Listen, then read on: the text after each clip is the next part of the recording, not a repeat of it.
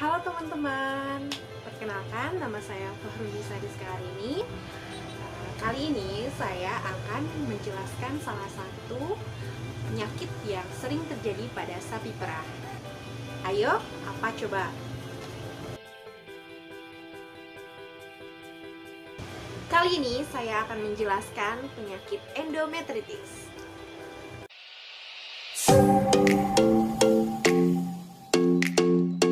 Endometritis adalah peradangan yang terjadi pada lapisan endometrium uterus. Biasanya, endometritis ini kebanyakan terjadi pada saat sapi mengalami postpartus atau setelah melahirkan. Kenapa demikian?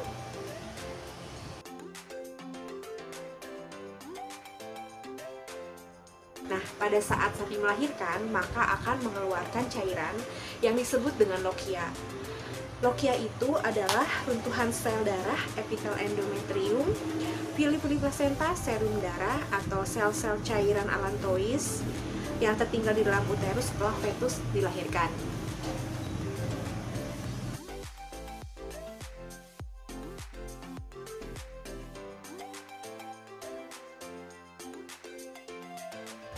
Setelah postpartus, maka sapi akan masuk pada tahap puerperium. Puerperium ini merupakan masa setelah sapi beranak di mana organ reproduksinya akan kembali seperti sebelum mengalami kebuntingan, baik itu bentuk maupun fungsinya.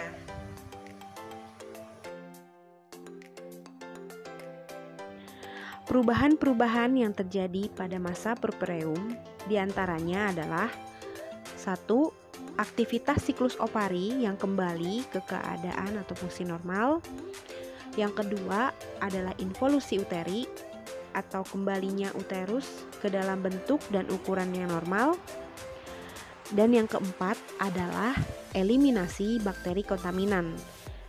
Yang prosesnya di sini adalah meniadakan aktivitas bakteri pengganggu terhadap fungsi normal uterus setelah melahirkan.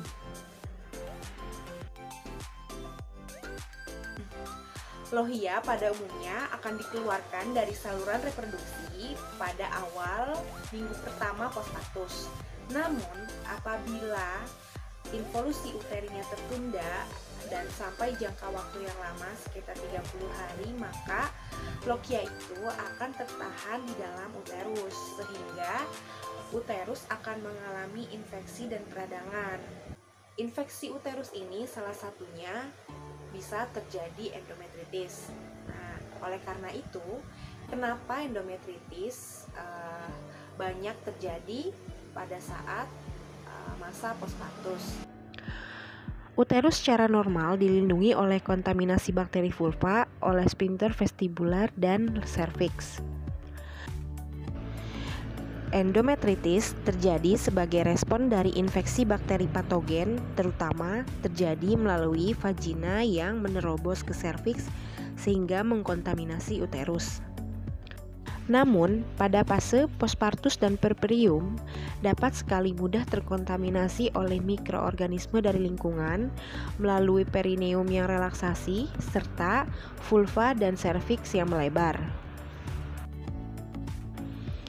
Selain itu, penanganan IB yang kurang aseptis juga dapat menjadi penyebab endometritis. Beberapa bakteri yang biasa dihubungkan dengan endometritis ini adalah Corynebacterium pyogens, Fusobacterium necrophorum, Escherichia coli, Actinomyces pyogen, dan Arcanobacterium pyogens. Dan yang paling sering terjadi adalah infeksi dari Actinomyces pyogen.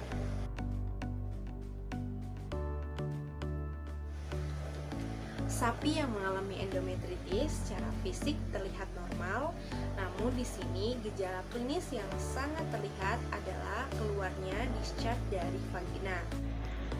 Discharge yang keluar berwarna keruh hingga kekuningan yang dapat ditemukan pada bagian luar atau pada anterior vagina.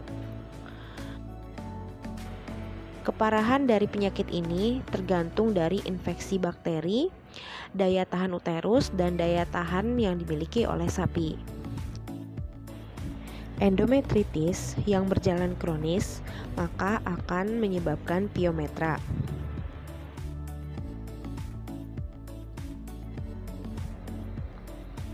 Endometritis dapat menyebabkan infertilitas.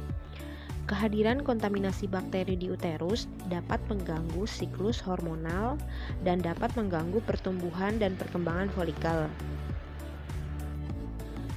Dalam waktu singkat, endometritis dapat mengurangi fertilitas dengan cara memperpanjang interval dari melahirkan ke kebuntingan serta meningkatkan jumlah service per conception.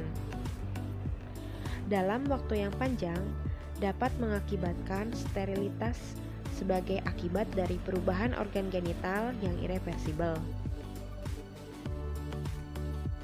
Faktor yang menjadi predisposisi pada penyakit ini adalah distokia, musim, kelahiran kembar, retensio secundinae, induksi kelahiran, kembalinya aktivitas ovarium, produksi susu, dan penyakit metabolis. Diagnosa dari penyakit endometritis ini adalah 1. Melakukan palpasi rektal. Yang kedua adalah menggunakan vaginoskop. Vaginoskop ini untuk mendiagnosa endometritis subakut atau kronis. Yang ketiga adalah real-time ultrasonografi. USG ini menunjukkan perubahan uterus yang berhubungan dengan infeksi postpartus. Dinding uterus yang mengalami infeksi akan memiliki ketebalan yang berbeda.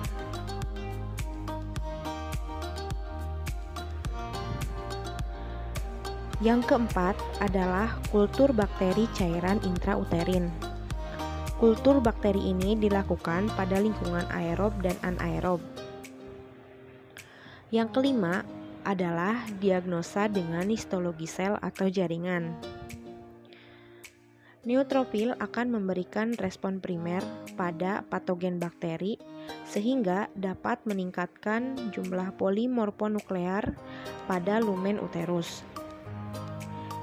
Dan yang terakhir adalah deteksi menggunakan MetriCheck. MetriCheck ini sangat mudah untuk digunakan.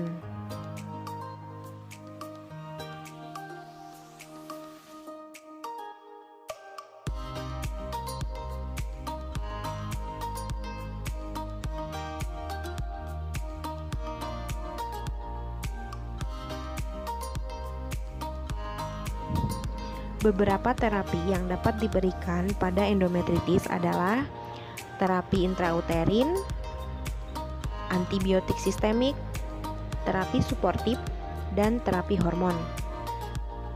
Pada terapi intrauterin, hal yang pertama dilakukan adalah melakukan palpasi rektal untuk membuka serviks dan memunculkan kontraksi uterus sehingga nanah dapat dipaksa keluar. Kemudian, melakukan irigasi dengan antiseptik dan membersihkan sisa-sisa nanah dalam uterus. Kemudian baru diobati dengan antibiotik. Antibiotik yang biasanya dipakai adalah Metricure. Untuk terapi hormon, biasanya preparat hormon yang diberikan adalah prostaglandin dan estrogen. Pencegahan penyakit ini bisa dilakukan dengan cara manajemen sanitasi yang baik, manajemen nutrisi yang baik, menjaga kepadatan populasi kandang, pencegahan stres pada hewan, dan prosedur aseptis saat penanganan distokia dan IB.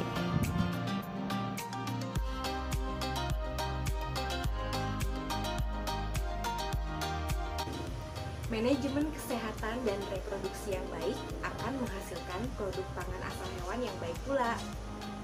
Sekian video dari saya. Terima kasih. Bye-bye.